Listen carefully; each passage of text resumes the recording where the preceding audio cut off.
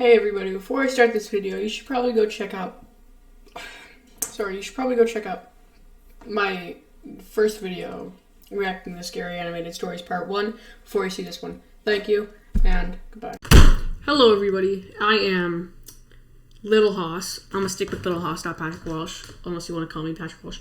But today, anyways, we will be watching some llama arts. Highly suggest checking out their channel, and I don't know, it's a pretty good channel. I've been watching their videos. I haven't watched this one yet. It's like a compilation, but I've only seen like one of their videos. I doubt it's gonna be in this because it's 2017. The one that I watched was like 2018. So, without further ado, let's get right into this. True snowstorm stories. My name is Ethan, and I'm a photographer. That was loud, sorry. I took a trip last year with my wife to the Colorado mountains for an art project. My wife is also an avid skier, so she talked me into adding skiing into the trip. We had the option to book a room at a ski resort or rent out a private log cabin. The second one seemed more romantic, so I picked that one. Plus, it didn't hurt that it was cheaper. The cabin was nothing luxurious or anything. That looks like a cabin where you would straight up be murdered by a murderer. I don't even know. Like, just get out of that cabin. That, not a place I'd want to stay. It was a single floor, 4-room little thing. A 2-person... Never mind, that actually looks pretty nice. Just take back what I said. Don't judge the other. Okay. Bedroom, a small living room, a kitchen, and a bathroom. It may have been small, but the actual idea of being secluded in a warm log cabin during a blizzard was amazing. However, the storm was interfering with the cable signal, so we didn't have much to do this one particular evening.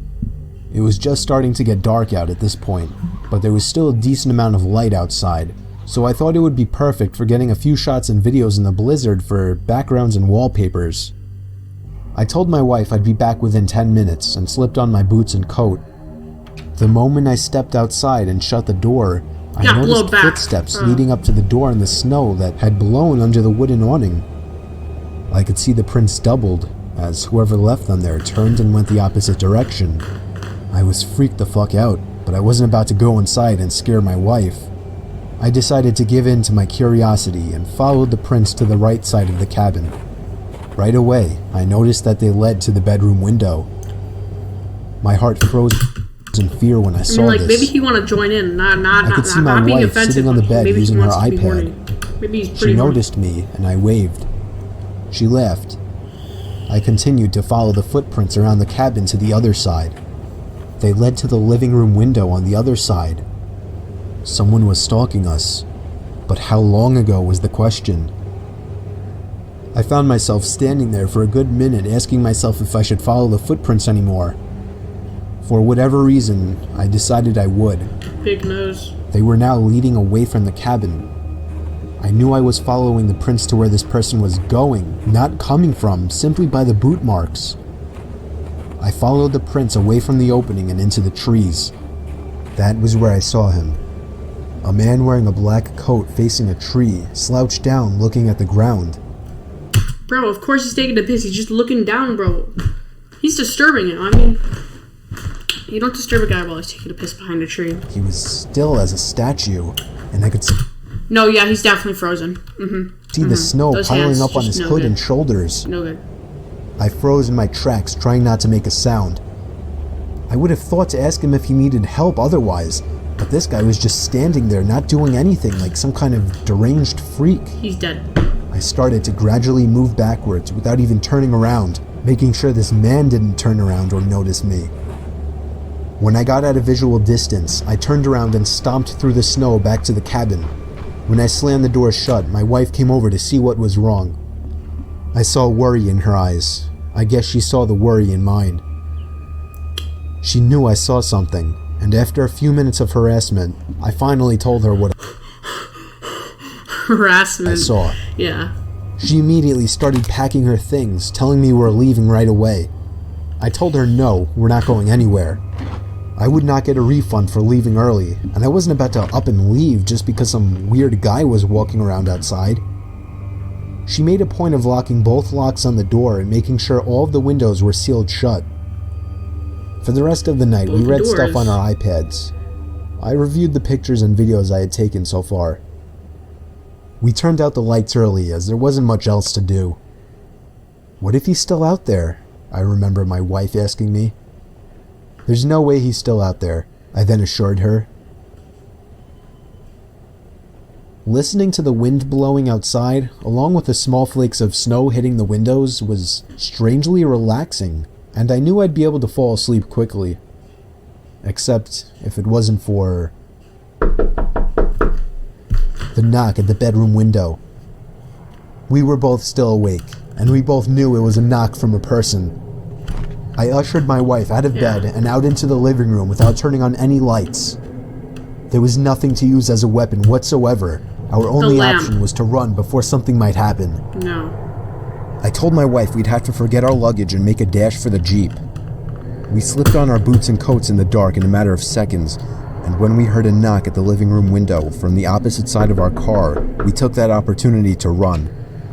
I pressed the unlock button, so grateful I chose to have remote locks on my Wrangler, and we hopped in. The car started with ease, and as soon as the headlights flashed on, the man was standing facing the log cabin on our side now.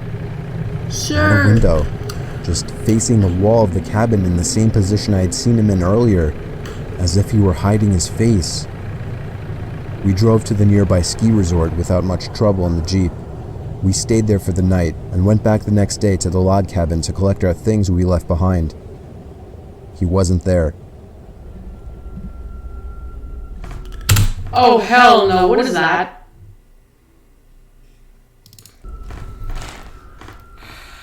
I guess I should expect that they're gonna have one of those like after every single one, so yeah, probably.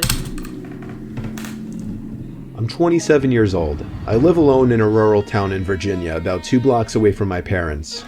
My parents are both in their 60s, and my mom has become a very worrisome woman in her old age. Sometimes she walks over uninvited and lets herself in, since I had regrettably given her a key, which can get a bit annoying.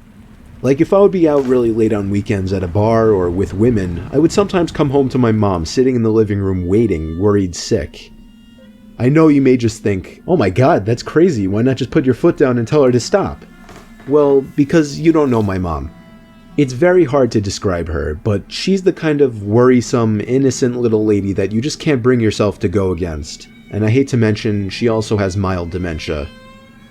Anyway, this was Saturday night. I think it was around 2 in the morning.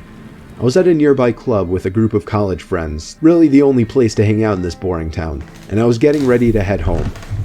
I said goodbye to all my friends and walked the 3 blocks it took to get back to my house. I walked up my front stoop in my drunken haze and dug my hand in my pocket for my keys. When I grabbed the doorknob, I realized it was unlocked. My mom was here again. I quietly opened and shut the front door, locking it behind me. I put my keys on the kitchen counter and found it. You forgot this at our house. What did I click? I didn't see my mom at the counter and found a note written in my mom's handwriting saying, "You forgot this at our house, next to the box of half-eaten cake my parents didn't want." I didn't see my mom anywhere, so I assumed she must have gone upstairs to sleep in the guest bed until I got back, which is something she would commonly do as well. Then I heard footsteps upstairs, confirming it, and that's when I sighed once again. 27 years old, almost 3 in the morning, and she still has to wait up and treat me like a child. I ran upstairs to check the guest bed, empty, along with all the bathrooms. I was afraid Mom was having one of her episodes due to her condition, so I ran to the phone to call my dad. After 4 rings, my dad picked up in a groggy voice, asking what the hell is the matter. After I told him that I heard Mom wandering around upstairs in my house, there was a short pause, and then he said, "That's not possible, she's sleeping right next to me." Oh, shit, about to get real. Oh, god damn. My mouth fell open as I turned my head to face the dark upstairs, and just barely by the light provided by the kitchen, I could see a head peering around from the corner at the top of the stairs, looking down at me. Yo. What? Wait. Let me hear it quickly. I'm recording a YouTube video right now. Let me hear it quickly. I screamed into the phone as I ran out the front door and down the street to my parents' house, explaining. Oh, we gotta put some words down.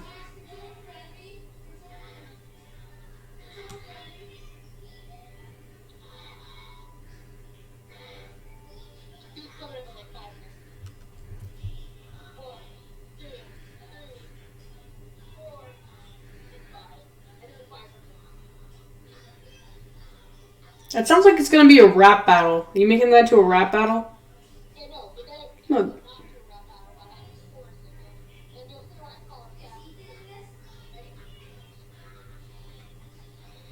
You're amazing at making these beats.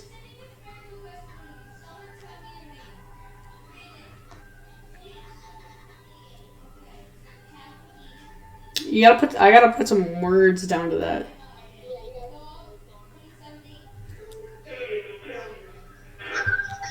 And then the ending just makes it great. So I'm just gonna skip ahead a little bit to the ending. I'm putting you to the mic. Make sure my audience hears you. Yeah. Okay. Ready? Look at the end.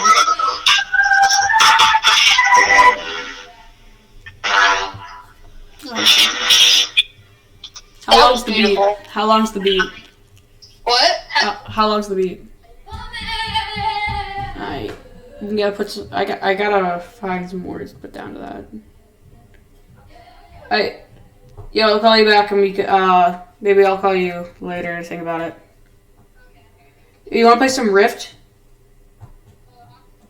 Yeah, I got some new skins for VR chat. Alright, see ya. Complaining to my father on the way. About halfway there, my dad told me, "Alright, I'm gonna call the cops," and hung up. I made it to my parents' house, where my mom was already waiting at the door, worried sick. My mom explained that she did come over to clean my kitchen a little bit and to bring over the cake they didn't want. 2 police cars pulled up in front of my parents' house, where they escorted me and my dad down the street to my house. 1 officer stayed outside with us, while 2 others went inside to investigate. It felt like 15 minutes before they came back outside and said it was clear. They checked the crawl space, the attic, everything. There was really nothing for me to report, other than the door was left unlocked and I saw the outline of a head upstairs before I ran for it. Still, I didn't feel safe sleeping in there that night, so I went back to my parents' house. Me and my dad are certain that my mom simply forgot to lock the door when she left, as her memory has been getting worse over the past few months. My dad has been stopping her from coming over alone from now on, which makes me both sad but also relieved. Some nights I still get paranoid that whoever was in my house that night never left, and is still hiding in here somewhere.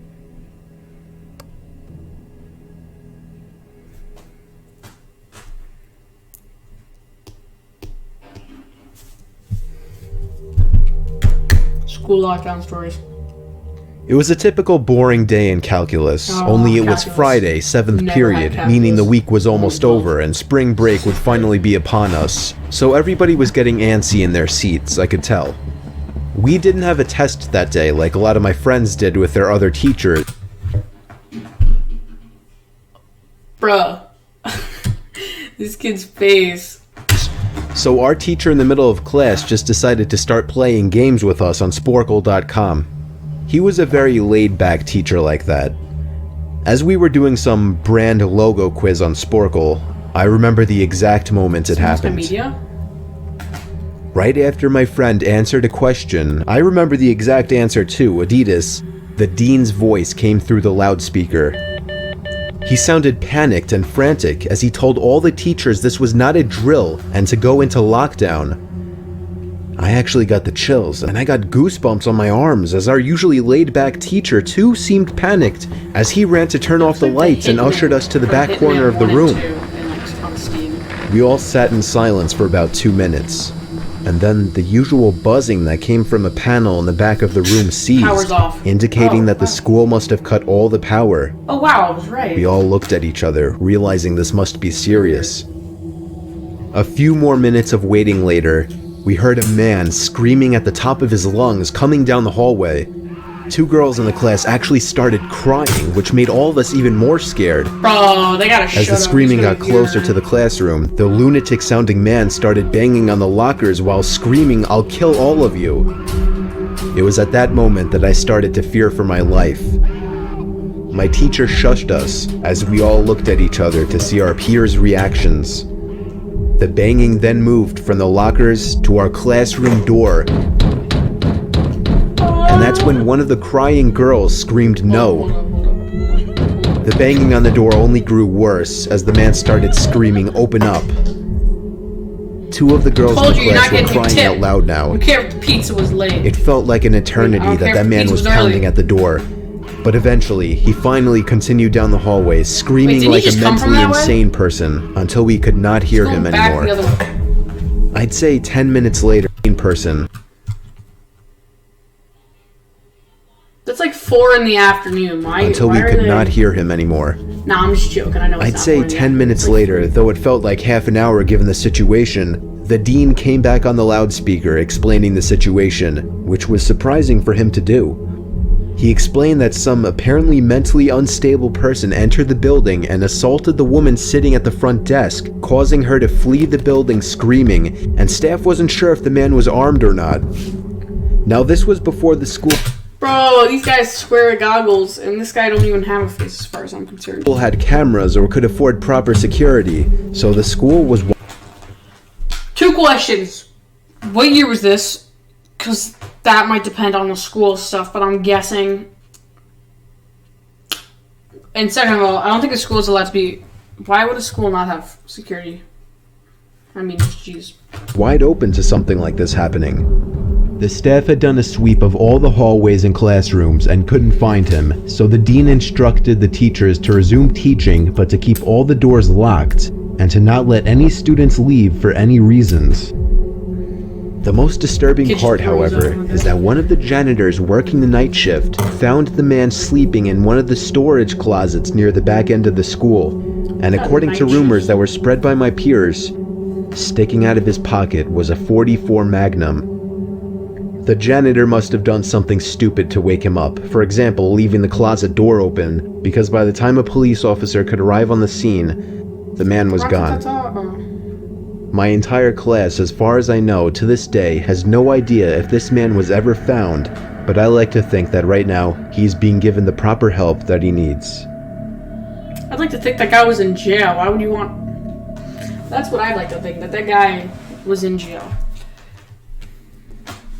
Hitchhiking horror stories. Red lights you got there, huh? 3 months after I turned 16 in 2005, I got my first car, a '99 Toyota Camry. On a warm Saturday night, when my friend Alex invited me over to one of his friend's big parties, I knew I wouldn't be in a condition to drive the Camry home afterward. So we carpooled with Alex's girlfriend, Brianna.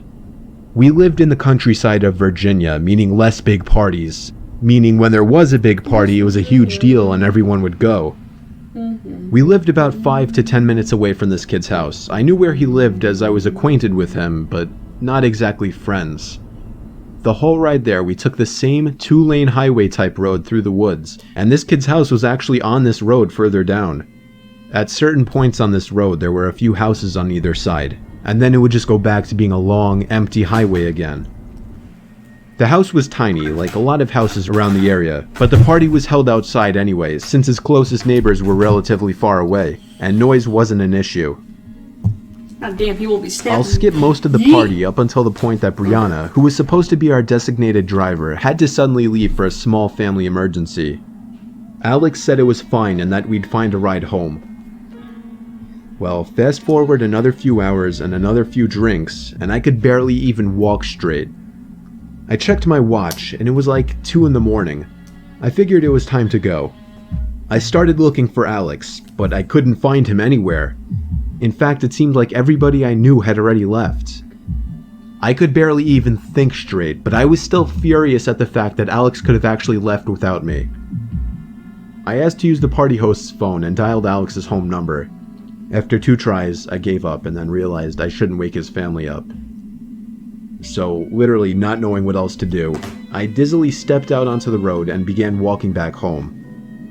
I knew this walk would take anywhere from half an hour to an hour in my condition. Maybe after 15 minutes of walking down the road, the slight shine of car headlights on the road was fading in from behind me. Jumping for joy inside, I lifted up my arm and stuck out my thumb. Oh, you dumbass. As the car neared, it slowed down and came to a stop right next to me.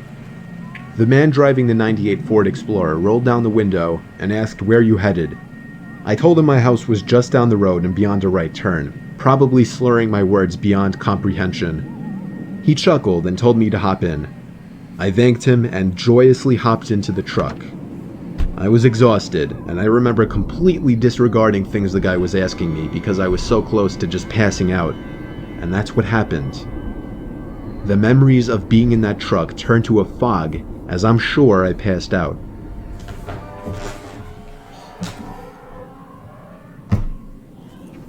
The next thing I remember, I woke up still in the moving truck. The guy looked at me and laughed, but didn't say anything. I looked around and realized the road we were on wasn't familiar. I nervously asked, where are we going? He then said, so what were you doing out this late anyway? As the man answered my very straightforward question with another irrelevant question, the sobering reality of the situation hit me. You can let me out anywhere, I told the man. The man responded with a firm no. Oh, shit. I felt like throwing up as he said that. No, I really actually felt like I was going to throw up. I started to gag as I felt more and more nauseous by the second. The man took his eyes off the road to look at me, and that's when I thought of the perfect distraction. I turned in his direction as I continued to gag, and he started to kind of lean away and slow down the car. Thankfully, I drank as much as I did because I finally threw up and made a point of doing it all over the man's lap. The man yelled in frustration and stopped the car, and that's when I took it upon myself to run for my life into the woods and duck behind a few bushes. The man came following into the woods with a flashlight, and on 2 separate occasions, he shined the light straight over me without noticing. Eventually, I heard his footsteps walk even further into the woods past me. That was when I ran back to his truck, but unfortunately, he was smart enough to lock it. By some miracle, I saw another car approaching in the distance, and I ran out into the middle of the street, waving my arms like a lunatic. The car tried to avoid me, but I wouldn't let it. They were forced to stop, and I yelled at them to help me before they came back. Once I told them that I was kidnapped by the man who was driving that Ford Explorer, the driver agreed to give me a lift. Not to the police station or anything, but to my house. I made it back safely, where I couldn't thank the driver enough. I immediately woke up my parents and told them. My dad wanted to know if I got his tag number, and then I felt like punching myself in the face. I failed to get the simplest information from the guy that would have allowed me to actually properly report him. All I knew was that he drove a faded blue '99 Ford Explorer. I made sure to give Alex a piece of my mind, and part of me always held a grudge against him ever since, just for abandoning me at a party without telling me. I haven't seen him in 4 years now, however, and this was actually the first time I even thought about this incident for almost a year now. As time goes on, even the worst of memories may start to fade, but after writing this to share with the internet, it's once again fresh in my mind.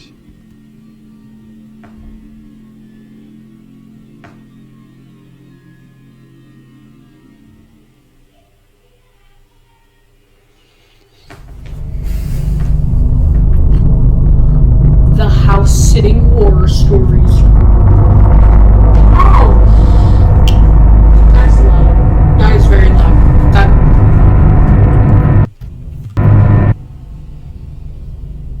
Me a small job offer. One of his coworkers was going away for a few days and needed somebody he could trust to watch over his house. The reason my dad pitched this to me was because the man's house has a big CCTV system. Basically a camera in every room, and then an operating desk where all screens could be watched on a big monitor. And I'm a computer science major, so my dad just always assumes that I know how to work anything technological. The man told my dad that he'd pay me $200 for the 2 days just to watch the house. Whatever that meant. My dad drove me to the house and introduced me to the man, whose name doesn't matter. The man made it seem like he preferred I stay in the upstairs room with the monitors as opposed to roaming the house all day. That was fine with me though. So when I wasn't eating, I was mostly just sitting in that room with the TV on in the background, and doing schoolwork on my laptop. Ironically, the thing I was doing the least was keeping an eye on the monitors. Night came. I started wondering where in the house I should sleep, since surprisingly, we hadn't discussed that. So I sat back down at the desk and looked at all the different rooms on the screens to see which rooms had beds or couches. I noticed something I wasn't expecting to notice though.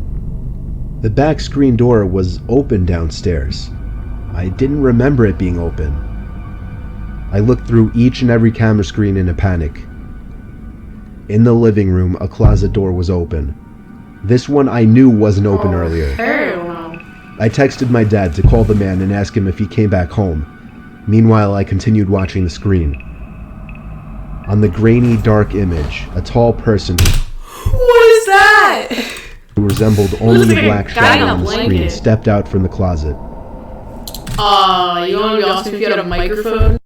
Like so? Yourself talking on it, and that would just be... That would be pretty cool. That would be pretty cool. Okay. Let's go back to this now. I pulled my arms off the desk as I covered my mouth with my hands in shock. As I did this, however, my left elbow pulled some heavy object from the desk onto the floor, creating a big thud.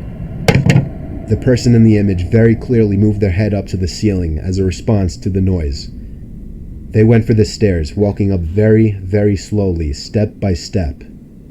Meanwhile, I got a text back from my dad saying, "No, he's not. I just spoke to him half an hour ago. Why?" I got so caught up in my phone texting my dad to send help that I didn't even pay attention to the monitor. There was a knock at the door. I looked at it and then the screens. The first screen I laid my eyes on was the one showing the person outside the door to the room I was in. When I remembered that door had no lock, the only thing I could think to do was jump out the window into the bushes below. I ran halfway down the block and then stopped when my dad called me. I had him call his friend and ask him if he was expecting somebody in the house. The man said he had no relatives or friends who had his key or would ever let themselves into his home. So he called the cops and had them review the footage. I got to watch all of it, and it showed everything. From the moment the intruder broke the glass to the backyard door, to the moment I jumped out the window and him running away shortly after. The intruder was never found. The footage was just too dark to identify his face. You gotta put like night vision or something on those cameras. A lot of them probably do though. Okay. Alright, this is the last one. This is the last one, guys. Okay. In the year 2009, I was spending a weekend with my uncle on his ranch when my parents were renovating the new house we had just bought. It was my second night there, a Saturday, and it happened to be during one of the biggest thunderstorms of the year. I'd say there were at least 3 crashes of thunder and lightning per minute. And we were in the heart of the storm, because the thunder would crash not even a second after the lightning would. I always enjoyed listening to storms while laying in bed. So I stayed up a little later watching TV, just enjoying the ambiance. I was about to ask what After TV the show that movie I was. was watching finally ended, I turned off the TV and tried to fall asleep.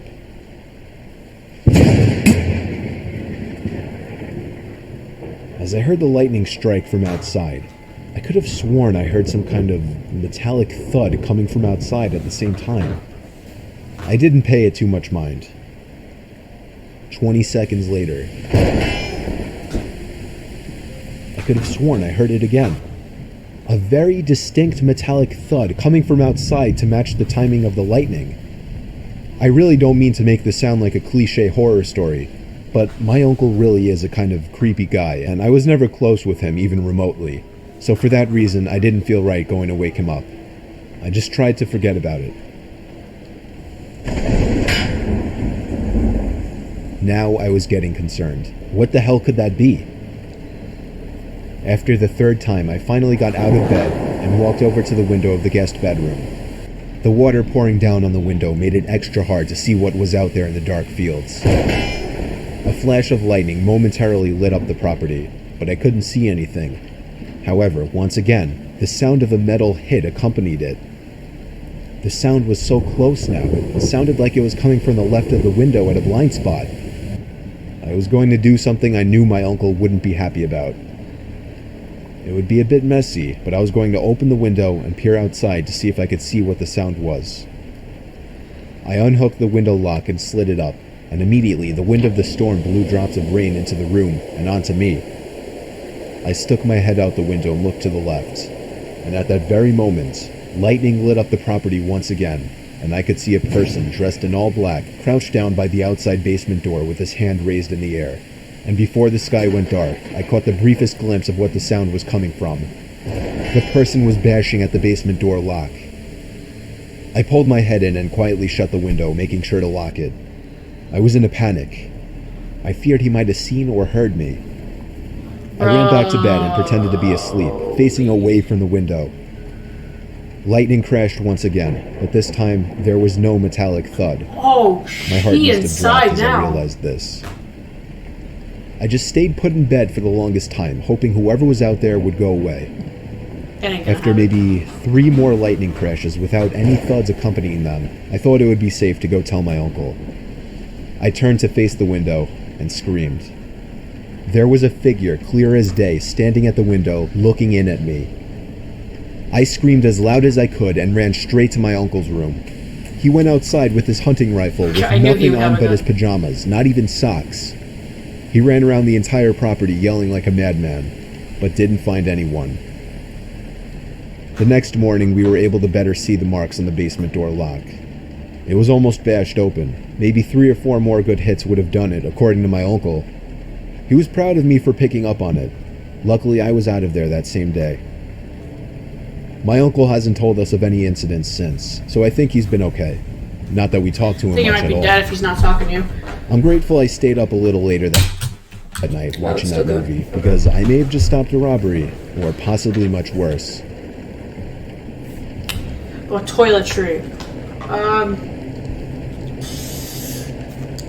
So yeah, that is going to do it for today's video. It's a 27-minute video. A little longer than I expected, but yeah. So, before you guys all go, I gotta tell you about the Cash App. I say this in every video. It's the most amazing app ever used. That's a vacuum cleaner. So, you should probably... I would, if I were you, I'd get it. Test it out. If you like it, you like it. If you don't like it, you don't like it. But I highly suggest downloading it and keeping it. So, I'll put the link in the description, and I will see you all next time. Goodbye.